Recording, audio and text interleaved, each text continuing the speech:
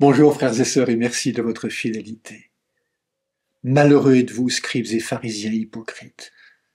Elle est sanglante cette parole de Jésus, une parole d'autant plus sévère sur l'hypocrisie qui salit et fausse le cœur, que Jésus est venu et qu'il vient encore aujourd'hui par l'Esprit Saint annoncer en parole et en acte le royaume des cieux. Dans ce royaume, qui est la réalisation de l'alliance biblique, pas de faux semblants, pas d'hypocrisie, ce qui compte pour Jésus.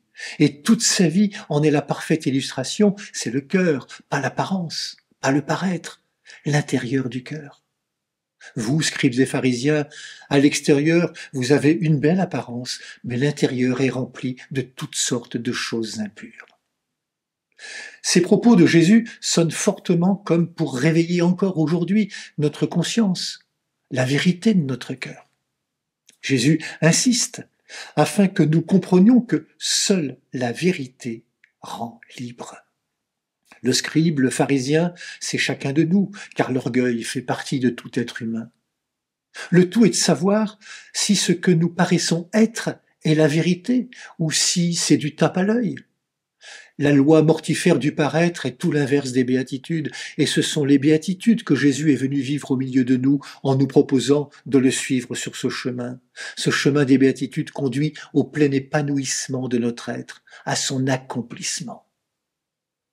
Cette fête de Saint Augustin nous révèle un homme qui est resté loin du Christ et qui tardivement s'est laissé toucher par lui.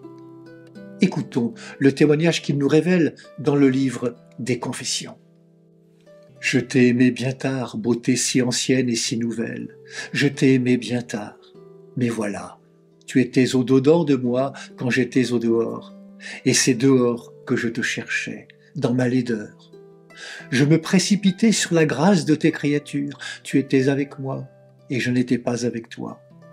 Elle me retenait loin de toi, ces choses qui n'existeraient pas si elles n'existaient en toi.